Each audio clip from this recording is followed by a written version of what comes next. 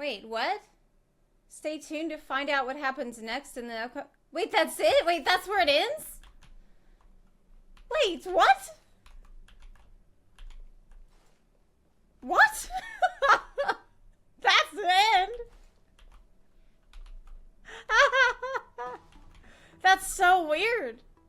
That's so strange. This is so strange. It really just ends in this weird spot. Yeah, like pretty much nothing has been wrapped up at all. It's like I'm in the middle of a quest.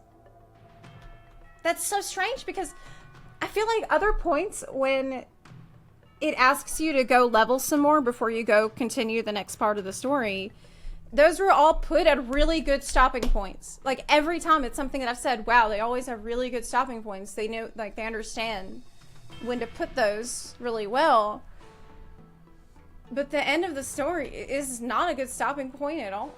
Not only that, but this whole thing with Don Shu felt like a really disjointed side thing. It felt almost like I'm wasting time waiting to catch up with what's going on with the others. It almost feels like everything that happened after the deer could have probably been like a side quest. I still have Don Hunk's story. True.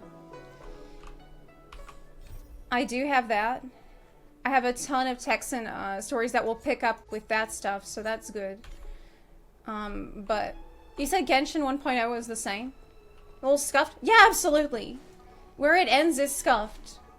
I did not see that coming at all. Because I'm thinking, damn, it feels like there's still so much story left. How are we gonna have time for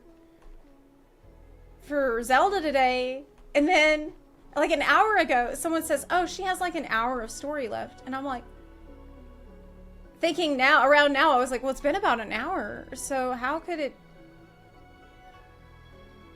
how could that be? Because it just ends in the middle of the quest. I don't know what they were thinking. It was,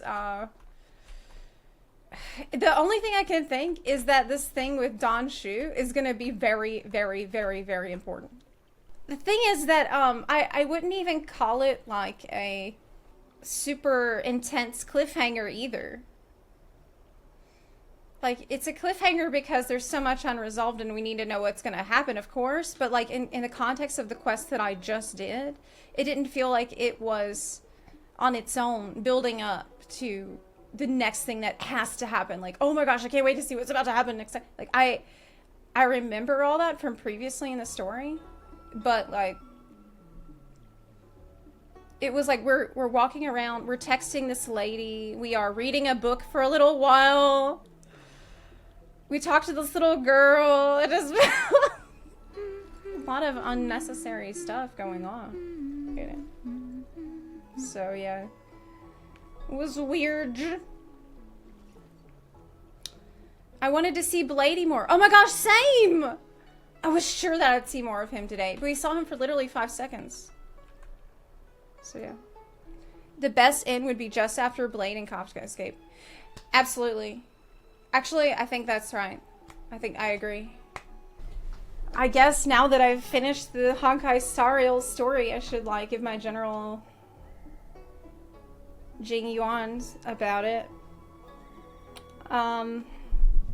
So I feel like there's not a lot I can say about the section of the story after you fight the deer and now, because it feels like an incomplete segment that you can't really judge this part on.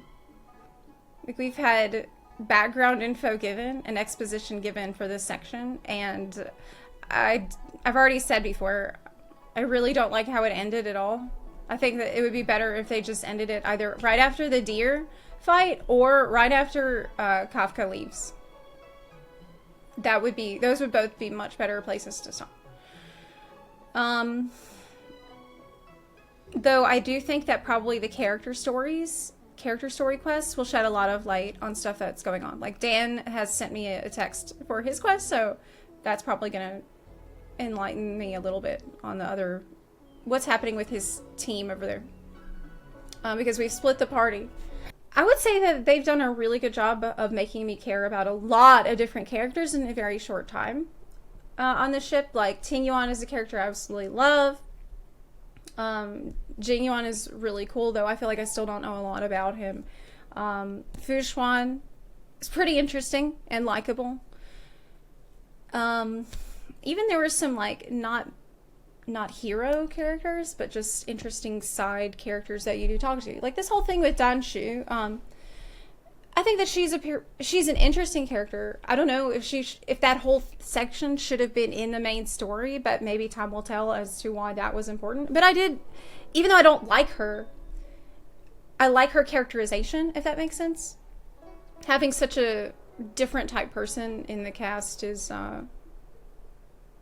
it's good to have such a radically different perspective on things, right? And someone who's just like, seems to have kind of gone off the deep end with things. Sometimes this can help you illustrate why people are drawn to certain paths.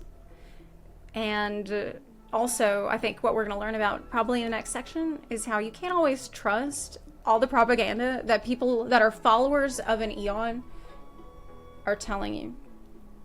And it reminds me, like, yesterday I was on the parlor, I was in the parlor on the train, and I was listening to the radio. Like, there's a radio you can click on and listen to the news bulletins from the IPC. And through that I found out that the IPC is following the Eon of Preservation. And pretty zealously, too. It's not a bad idea to do that. Like, I'm not criticizing people for doing that, especially when it comes to the preservation, who, like, literally saves your ass. But I think it might be interesting to see and think about how these allegiances shape people's perspectives and warp their perspectives and kind of give them blind spots on things, right? Honestly, feel pretty unsatisfied with this part of the story. I'm really frustrated with this part of the story on the second planet because it just ended in a spot where I have too many questions. It's not even like, I really feel like what you need to do is say, hey, here's a little wrap up of the situation. We don't have any new developments right now, but we're gonna set you up at the hotel and we'll take some time to rest, think over all these facts, but we're going to recap for you, and then we'll meet up again. I feel like I would feel better if they had done that. But it's not that, honestly, I can forgive them for it because the story in general has been written really, really fucking well. Especially in the first planet. I feel like the first planet is so well done that it will win you over by the time you finish it, no matter what. I've started to feel very confident in recommending my friends to play this game because I know that within like a day of playing the game and getting through the beginning events on like the initial, with the Express and the space station and all that, the game will win you over very quickly, and you will very quickly see that there is a shitload of absolutely phenomenal quests, and the side quests are written really, really well. The story quests are super fun to do. Like, it's fantastic. It's so fantastic all the time with all the story and how everything is written that honestly, it's fine. Okay, it's fine that this planet story, the story as it is right now, ended on a little bit of a, not perfect moment. That's okay. I guess it stands out like a sore thumb because everything else is done so well. It's done so well that you just almost feel like they ran out of time. I have been doing some of the side quests off stream, and they've all been really thought-provoking or heartwarming or memorable in some way. They've all been great.